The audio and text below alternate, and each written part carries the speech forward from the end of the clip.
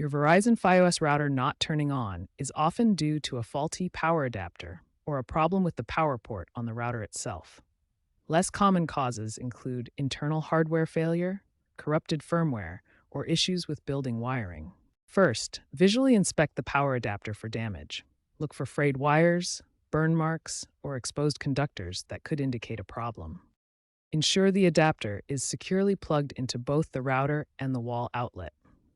Loose connections can prevent power from reaching the device. Try a different wall outlet to rule out electrical issues. A faulty outlet may not provide power even if the adapter is working correctly. If possible, test the adapter with a multimeter to confirm it's delivering the correct 12-volt DC output. This verifies the adapter is functioning properly. A failing adapter is a frequent culprit and inexpensive to replace.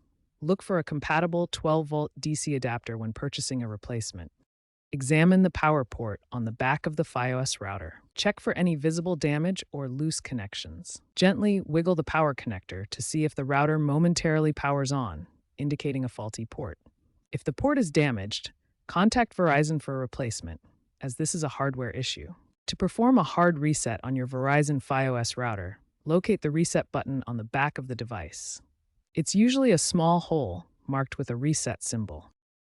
Insert a straightened paper clip or similar pin into the hole. Press and hold for 10 to 15 seconds until the router restarts. This restores it to factory settings. Be aware that performing a hard reset will erase any custom Wi-Fi network names and passwords you have set up. Loose or damaged Ethernet cables can prevent the router from starting properly.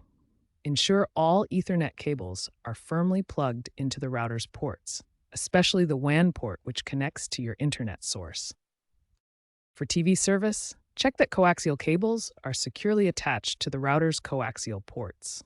Loose connections here can disrupt the boot sequence and affect service. If connections appear loose, disconnect and reconnect each cable to ensure a secure fit. This simple step can resolve boot issues caused by poor cable seating. Overheating is a common reason why FiOS routers shut down or fail to power on. When a router gets too hot, it can automatically turn off to prevent damage. Poor ventilation, tight enclosures, direct sunlight, and environmental factors can all cause overheating.